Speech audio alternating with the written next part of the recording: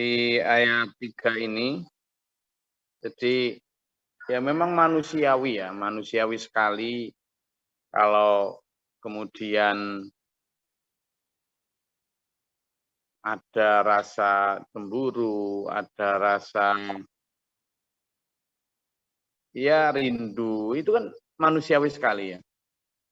Bahkan para istri Nabi sendiri pun ya manusiawi sekali juga. Ketika beliau-beliau itu ya kadang terbakar rasa cemburu, kadang ya karena cinta ya. Nah, beruntungnya beliau-beliau itu adalah karena beliau dibimbing oleh hamba Allah yang sangat mulia, yakni Rasul, yang itu dibimbing oleh wahyu. Sehingga kalaupun misalnya ada kesalahan, itu tidak berlarut-larut lama. Karena sebelum berlarut lama kemudian ditegur. Seperti ayat ini. Itu juga teguran untuk para istri Nabi. Jadi, wa'id asarra nabiyyu ila ba'di azwaji hadithan. Ketika Nabi itu kadang secara rahasia menceritakan sesuatu kepada sebagian istri Nabi. Misalnya dalam kasus ini adalah Rasulullah menceritakan satu hal rahasia kepada Hafsah.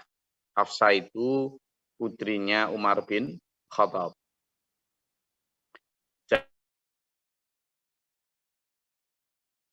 Sahabat Nabi itu semuanya terikat dengan pernikahan dengan Nabi. Abu Bakar punya putri namanya Aisyah. Itu juga jadi istri Nabi. Lalu Umar bin Khattab punya putri namanya Hafsah. Itu jadi istri Nabi. Lalu Nabi Muhammad punya putri namanya Fatimah. Jadi istrinya Ali. Lalu Nabi Muhammad juga punya putri namanya, kalau enggak Hindun Zainab itu menjadi istrinya Utsman. Jadi Utsman dan Ali adalah menantunya Nabi, sementara Abu Bakar dan Umar adalah mertuanya Nabi. Ya. Nah, jadi semua itu terikat hukum pernikahan, ya, hukum pernikahan. Nah, bahkan musuh Nabi, orang yang memusuhi Nabi saat itu, yakni Abu Sufyan, itu putrinya juga dulu dinikahi oleh Rasul ya, oleh Rasulullah. Jadi masih semuanya terikat dengan hukum-hukum pernikahan, karena waktu itu memang cara dakwah Nabi satu diantaranya adalah dengan pernikahan, dengan munakahat, jadi menikahi, termasuk putri Nabi juga, satu di antara putri Nabi, waktu putri Nabi hijrah itu menikah itu suaminya itu belum mau ikut Islam. Suaminya belum mau ikut Islam. Itu akhirnya bahkan ketika putrinya Nabi itu secara nekat menyusul Nabi untuk hijrah, itu kan akhirnya memang terkejar ya, bahkan sampai kena tombak itu. Karena jadi dulu saya ceritakan di awal. Nah, di ayat 3 ini suatu saat ketika Nabi menceritakan satu cerita yang rahasia sebenarnya kepada Hafsah. Lalu Hafsah ini disebut falamma nabba'at bihi, ketika kemudian Hafsah cerita hal itu yang sebenarnya kan rahasia tuh. Cerita kepada siapa? Kepada Aisyah. Jadi ketika kemudian si Hafsah ini yang tadinya rahasia kan, sudah diberitahu Nabi rahasia, jangan cerita ke orang lain. Ternyata malah Hafsah cerita kepada Aisyah. Memang Hafsah sama Aisyah ini satu geng, satu geng lah. Cocok sama kalau lagi ngerasani istri-istri Nabi yang lain itu biasanya Hafsah sama Aisyah. Nah, termasuk di ayat 1 dan 2 itu kan asbabun nuzulnya begitu ya. Nabi itu kayak mengharamkan minum madu. Mengharamkan minum madu, padahal madu kan dihalalkan Allah. Nah, pada saat ceritanya Nabi Muhammad itu setelah minum madu di rumah satu di antara istri beliau, yakni Zainab bin Jahsy itu. Nah, Nabi Muhammad ini minum madu di rumahnya Zainab, istri Nabi yang lain juga minum madu, dan itu diketahui oleh siapa? Aisyah. Lalu Aisyah itu sepakat nanti untuk nyindir kok kayak mencium bau sesuatu itu, padahal madu tadi itu. Nah, Nabi kemudian secara guyon sebenarnya itu saya nggak minum madu, saya nggak suka madu, mengharamkan madu untuk saya demi menyenangkan Aisyah dan Hafsah. Nah, itu yang kemudian ditegur Allah dalam ayat 1 itu, lima tuharrimu ma ahallallahu laka. Nah, di ayat yang ketiga ini juga begitu. Rasulullah cerita kepada Hafsah tentang sesuatu. Hafsah ini harusnya kan ya disimpan untuk Hafsah sendiri. Tapi kemudian ya karena memang dia satu sudah memang CS ya sama si siapa? Sama Aisyah, CS-nya ya. Akhirnya diceritakan itu kepada Aisyah. Nah, ini yang kemudian ketika Hafsah cerita kepada Aisyah, itu dianya maunya sembunyi-sembunyi gitu. Biar nggak diketahui Nabi. Tapi kemudian ini Allah, walharullahu alaihi arrafa ba'dahu aradu an ba'din. Ketika falamma nabat itu, Allah kemudian memberitahu kepada Nabi Muhammad, ikolo bojomu itu loh istri-istrimu pada ngerasani kamu gitu.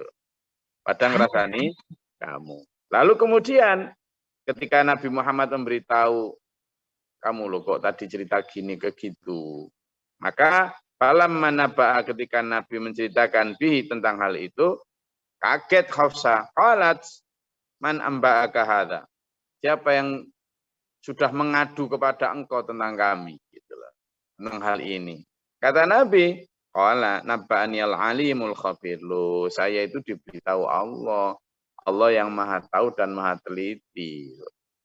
Kenapa Hafsah itu ngiranya ada orang yang mengadu?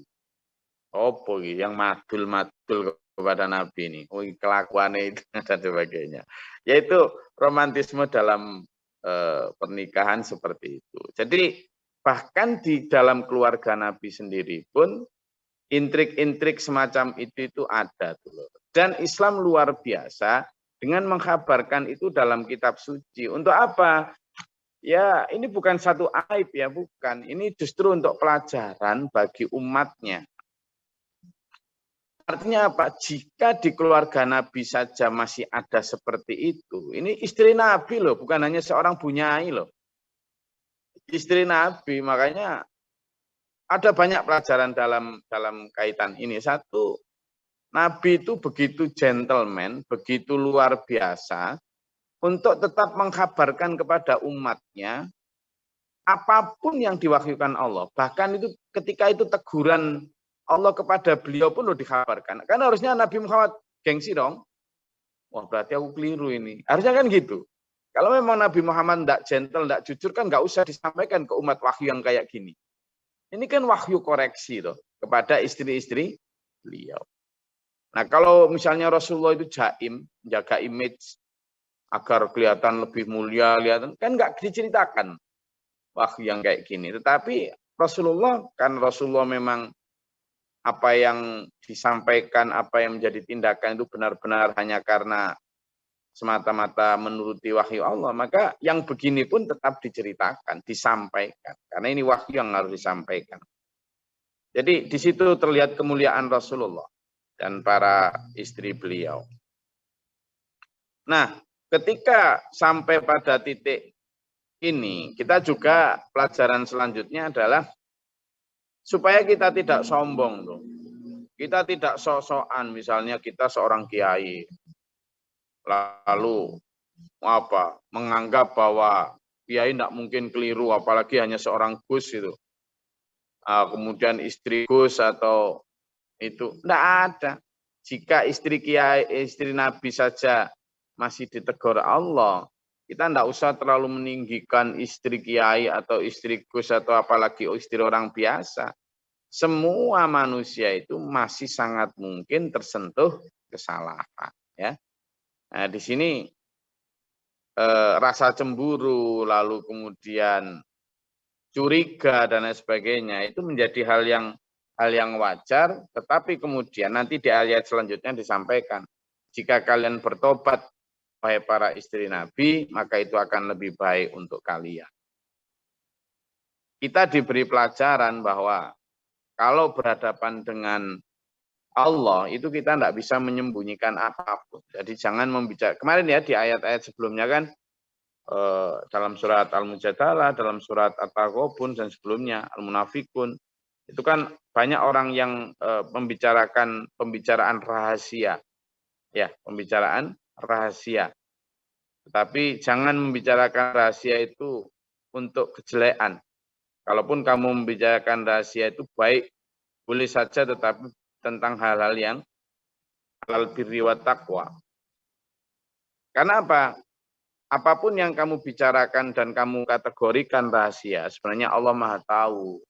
Tidak ada yang rahasia di hadapan Allah. Ya, ada. Jadi kalau sampean rasan-rasan, apalagi ngerasani Nabi, wah ini tidak ada di hadapan Allah itu, di hadapan Rasulnya itu tidak ada rahasia itu.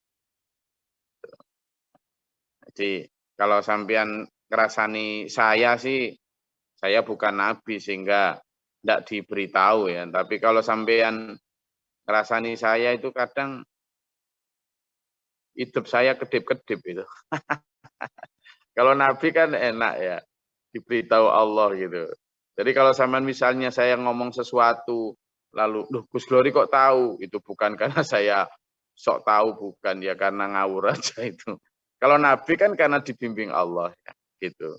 Tapi insting itu memang kadang kuat ya, insting seseorang, terutama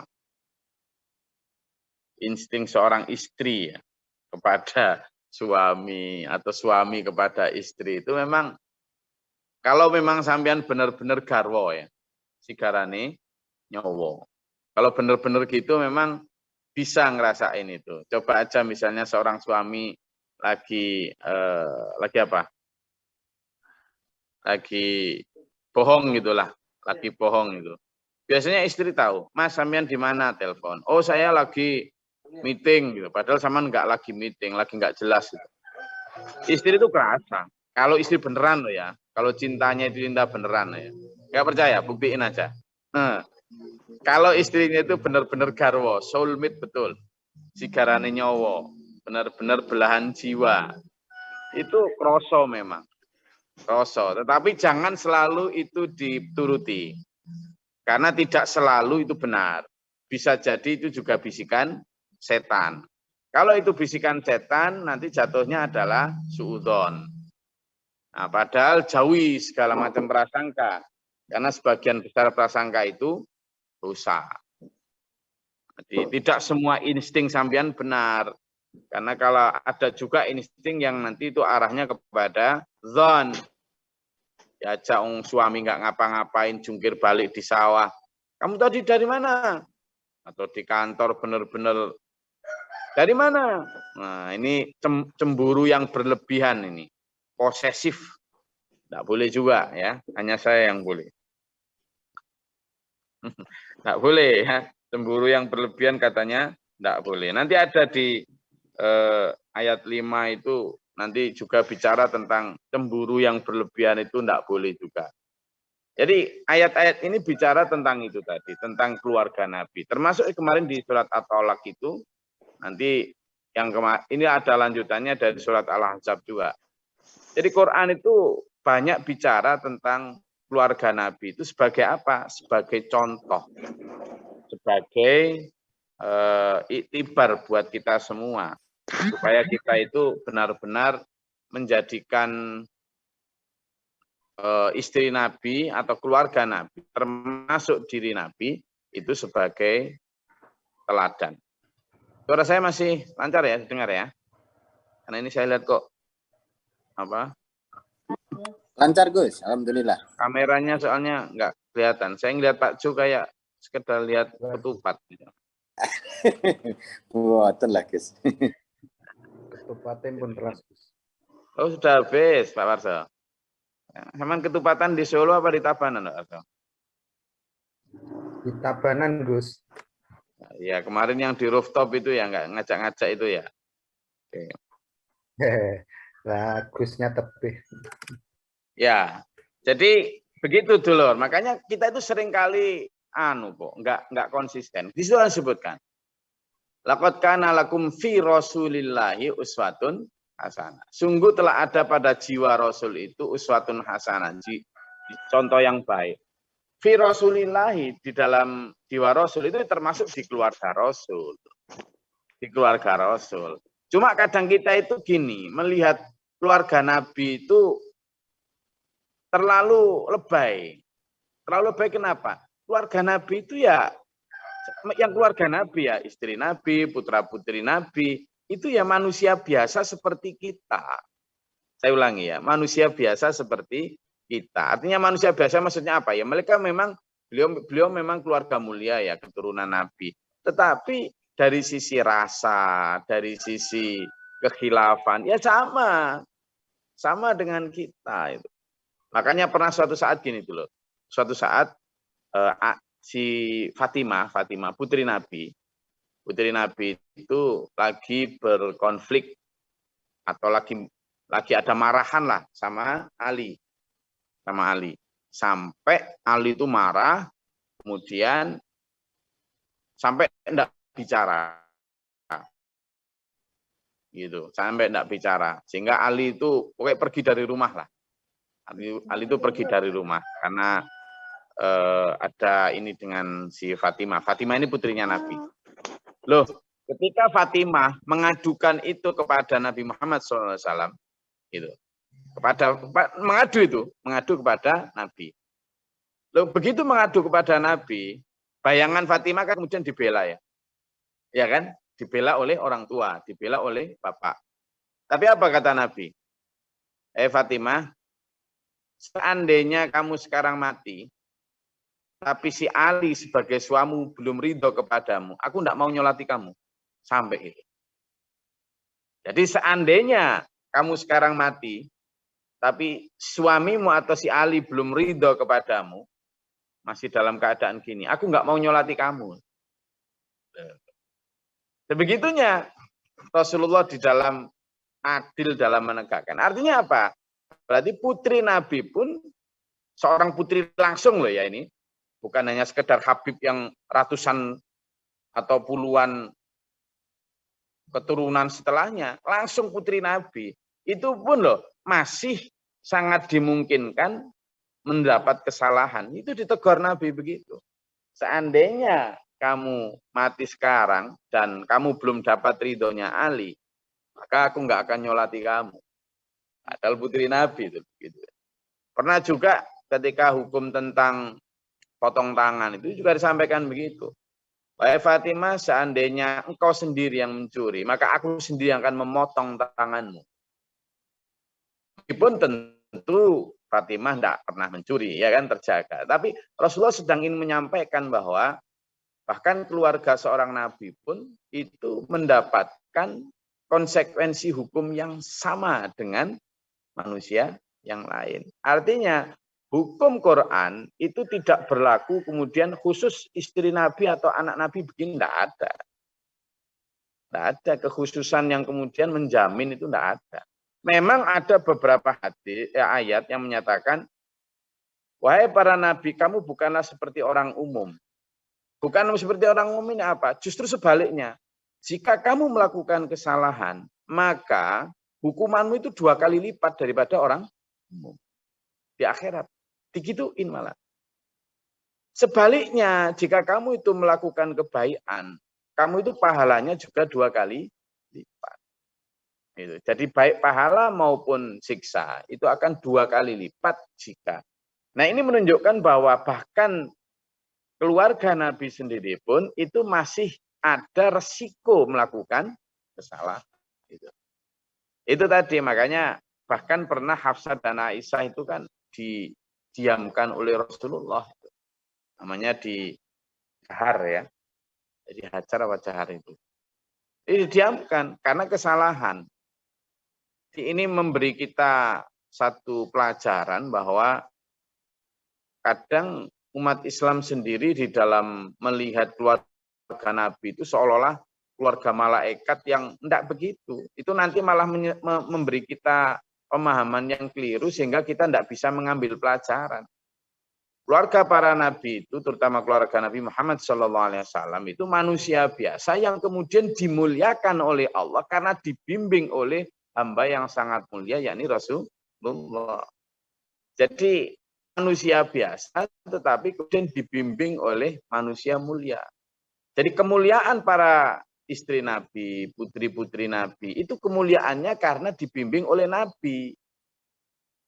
Gitu loh. Karena dibimbing langsung oleh Nabi. Sehingga ketika terjadi kesalahan, langsung ditegur oleh Nabi. Mulianya di situ, hebatnya di situ. Nah ketika Rasulullah wafat, wallahu a'lam sudah. Wallahu a'lam. Apalagi ketika Rasulullah wafat, dan sudah keturunan sekian puluh kali, ya wallahu a'lam lagi malah. Gitu loh. Jadi yang dijamin sebagai ahlul bait, ya, ahlul bait yang terjamin benar, itu ya waktu di Rasulullah masih membimbing beliau-beliau. Fatimah memang manusia mulia. Kenapa? Karena dibimbing langsung oleh Rasulullah. Rasulullah langsung dibimbing wahyu. Gitu. Kenapa saya sampaikan ini? Bahkan Rasulullah sendiri pun kerap ditegur oleh Allah. Sehingga Rasulullah memang maksum ya. Yang namanya maksum itu kan terjaga. Terjaga dari dosa. Artinya apa? Rasulullah pernah tetap melakukan kesalahan, tapi karena beliau adalah nabi, maksum, maka begitu melakukan kesalahan langsung ditegur Allah, langsung tobat, langsung berbaik. Sehingga dosa itu nggak sempat mampir ke Rasulullah itu. Akhirnya tetap suci memang. Gitu. Nah, sementara kita yang manusia biasa seperti ini, atau istri-istri Nabi, atau putra-putri Nabi, itu bukan maksum. Yang maksum itu hanya Nabi. Yang terjaga dari kesalahan itu hanya Nabi. Putra-putri atau ya kita, ya enggak ada yang terjaga. Benar. Para putra-putri Nabi atau istri Nabi terjaga ya karena dijaga oleh Nabi. Tapi selama itu, ketika Rasulullah atau Nabi Muhammad SAW masih hidup, setelah itu ya wallahu a'lam gitu ya. Nah ini yang harus kita jadikan ukuran buat kita supaya kita lebih hati-hati. Kalau keluarga Nabi saja masih begitu, apalagi kita. Maka harusnya kita ya hati-hatinya, berdoanya, waspadanya, itu lebih banyak lagi. Ya, saya rasa itu. Monggo kalau ada yang mau ditanyakan, karena saya lagi kerasan di sini ini, enak, luas, nggak sempit kayak di kota. Di kota nyari tanah 10 kali 10 meter aja susahnya setengah mati. Di sini sejauh mata memandang tan. Tak puas-puase mau ngapain aja di sini. Mau teriak seluas-luasnya juga nggak ada yang dengar. Ya. Enggak. Silakan kalau ada yang mau ditanyakan. Kalau masih ada ketupatnya juga silakan dinikmati. Monggo. Terkait ayat 3 surat At-Tahrim.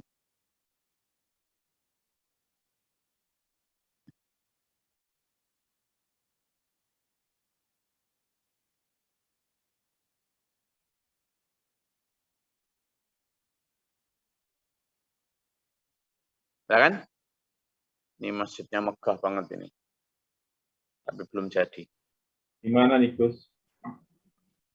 Saya di Kutai Kertanegara. Oh, calon ibu kota. Enggak lah, enggak jadi itu. Sugeng Riyadi, Gus, kemarin lupa.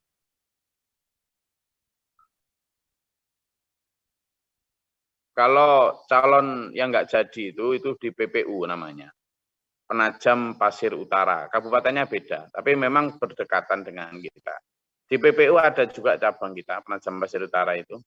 Karena Mas Abid itu yang kepala cabangnya itu. Ustadz Abid. Mas Abid hadir ini? Oh, di jalan kayaknya. Itu di Penajam Pasir Utara sekitar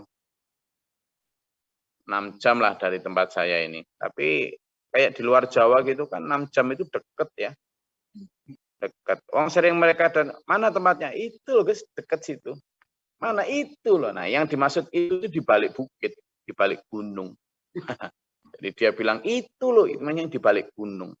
Jadi di balik gunung ini masih setengah hari, masih 6 jam, 10 jam itu orang Sumatera. Jadi kalau sampean ngomong sama orang Sumatera, orang Kalimantan itu jangan pernah percaya kalau bilang deket itu. Jadi ya, kalau mereka ngomong deket Gus paling 4 jam, itu aslinya 9 jam. Nah, gitu. Karena mereka memang orang-orang tangguh yang terbiasa terbiasa jalan jauh, terbiasa gitu. Jadi ya di sini di dekat perkampungan Dayak asli juga. Kayak apa nih? Kutai ya. Orang Kutai asli. Ya. Tapi orangnya baik-baik, alhamdulillah. Kapan mau ke sini? Monggo. Katanya naik kapal enak kok. Dari Tanjung Perak itu kalau dari Jawa. Ini nanti dari sini ke Bismillah, Pak. ngumpulin sangu dulu. Ya, tahun depan nanti. Yang Bali itu tahun depan. Coba bareng-bareng nanti dari sini ke Pak Abdullah, ke Kalimantan Selatan. Boleh, Biar diajak ke Raja Hisham tuh. Bismillah, Gus. Pak Wid Jogja juga ikut itu. insya Allah, insya Allah. Ayo nanti rombongan tahun depan, mudah-mudahan kalau yang cabang Kutai Kertanegara sudah siap melaksanakan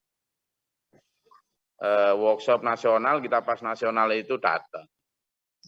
Pengennya naik kapal, Gus. Nah, Nyoba naik kapal. iya, nanti dari Tanjung Perak misalnya naik kapal, nanti pulangnya naik pesawat juga bisa. Pokoknya katanya kapalnya enak kok. Nah, nanti dari sini sekaligus ke Kalimantan Selatan, ke Kalimantan Barat gitu. Jadi keliling kita. Daerah penugasan Gitu. dulu, Gus. Jadi touring itu sekalian touring, nggak cuma berdugul aja itu. Kalimantan itu bisa bawa motor, saya, Gus. Gus. Glory. Gimana Pak Bahrul? Kalimantan Tengah, Kalimantan Selatan, Kalimantan Timur itu daerah penugasan saya dulu. Lah iya, nah sekarang napak tilas Pak Bahrul sejak napak tilas bahwa mobil-mobil uniknya.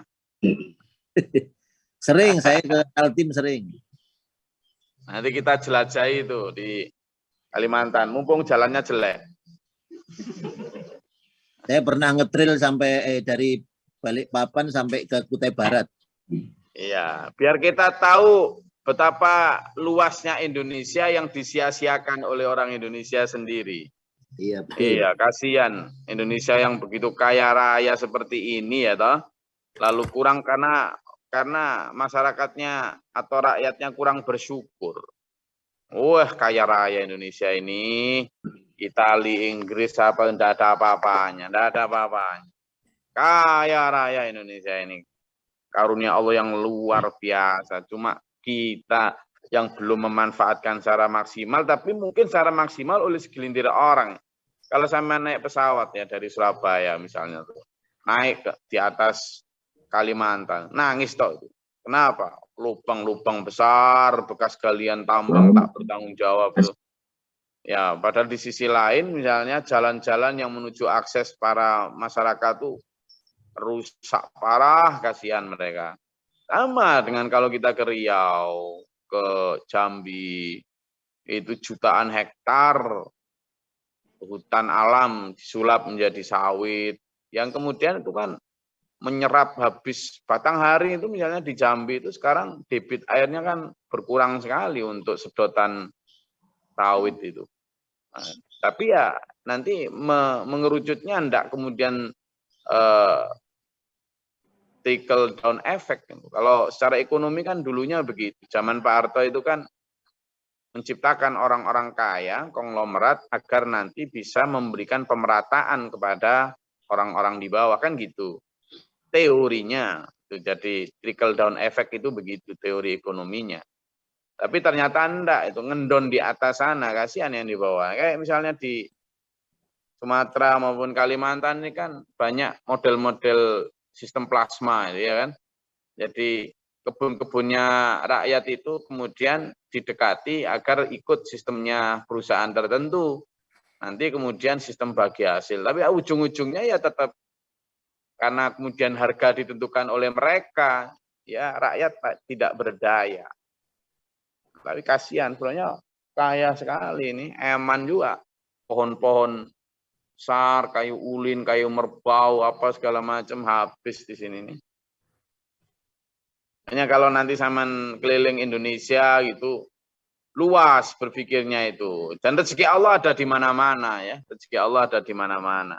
Enggak hanya di kota. Sehingga sampean kalau misalnya persoalan ekonomi agak sempit gitu, kalau nanti keliling Indonesia sampean, wah di sini kan ya luas. Makanya kan ada itu dalam salah satu ayat itu disebutkan. Inna ardi wasi'ah. Jadi buminya Allah itu luas.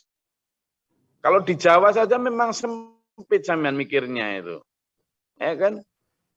Itu loh. Naudzubillah min dzalik, orang-orang yang kemudian putus harapan, buntu pikirannya, itu kan karena melihatnya itu hanya di Jawa. Kalau sampean pergi ke Sumatera, Kalimantan, apalagi ke Papua itu. Bumi ini luas. Bumi ini luas dan rezeki Allah itu waduh luas sekali. Ya, karena itu asalkan kita mau bekerja keras insya Allah lah. Ayo, kapan nih jamaah? Ini sebenarnya jamaah kajian tafsir subuh ini sesekali ketemu di mana itu, di Australia. Australia itu juga luas itu, di Budia itu. Luas itu, masih sedikit penghuninya itu. Itu benua tapi cuma diisi berapa puluh juta orang itu. Masih terlalu luas itu. Nah, nanti kapan setelah keliling Kalimantan, keliling Sumatera, baru keliling Australia, wah, gitu lah. Itu jadi biar bersyukur kita ini jadi orang. Cukup ya? Ya, saya itu kajian kita pada pagi hari ini, sehingga pikiran kita kayak gini nih, masjid kita ini kan kalau sama melihat keliling ini penuh pepohonan, luas, mandang jauh gitu. Jadi pikiran itu akhirnya fresh gitu. Lupa kalau punya utang kalau di sini. Kalau lupa utang boleh, tapi jangan lupa nyaur loh ya. Jadi di sini nih fresh lah nanti. Apalagi ke Pak Abdullah itu juga luas. Kalimantan kan pulau terluas ya di Indonesia. Cuma memang ya karena belum dimanfaatkan secara adil. Kalau secara maksimal ya saking maksimalnya sampai rusak kan alam ini. Jangan dibalik Gus. Sebentar. Jangan dibalik. Balik gimana? Mantan kali. Mantan kali. Ya. Jadi banyak rawannya. Wajar. Ya, aslinya kan namanya Borneo di sini ya. Borneo. Itu Borneo, Gus. Borneo. Ya, Borneo aslinya ini. Borneo, jangan Kalimantan, Borneo. Borneo. Oke. Semoga Allah merahmati, meridai, menuntun kita dalam siratal mustaqim. Ya, hayah husnul khatimah. Amin. Allahumma shalli wa sallim ala sayyidina. Allahumma fil mu'minina Allahumma ahdina fi man hadayta wa afina fi man afayta wa lana fi man tawallayta wa barik lana fi ma atayta wa qina sharra ma qadayta. Astaghfiruka wa atubu ilaika wa sallallahu alaihi wa sallam. اللهم دفعنا البلاء والوباء ودناستنا من الجن والشيطان ربنا نجنا ربنا ولا تجعلنا في القوم الظالمين اللهم ارفع درجتنا ربنا ما نفقتنا مع الشاهدين ربنا لا تزغ قلوبنا بعد إذ هديتنا وهب لنا من لدنك ربنا واجعلنا مسلمين لك ومن ذريتنا أمة مسلمة لك وأرنا منسكنا وتب علينا إنك أنت التواب الرحيم ربنا آتنا في الدنيا حسنة وفي الآخرة حسنة ربنا افرغ لنا الصبر والثبات أقدامنا Subhana rabbika rabbil izzati amma yasifun, salamun alal mursalin. Alhamdulillahirabbil alamin. Saya di Kalimantan ini insyaallah nanti malam ada halal, cuma siang ini sama sejak kemarin pelatihan strategi dakwah, lalu besok pelatihan manajemen keluarga sakinah untuk cabang Penajam Penasir Utara, lalu cabang satunya di Kutai Kertanegara. Jadi 2 cabang insya Allah pelatihan yang dulu dijanjikan di workshop Wonogiri. Jadi dalam rangka itu saya ada 3 agenda. Terima kasih. Beliau Taufiq wal Hidayah. Wassalamualaikum warahmatullahi wabarakatuh. Waalaikumsalam warahmatullahi wabarakatuh.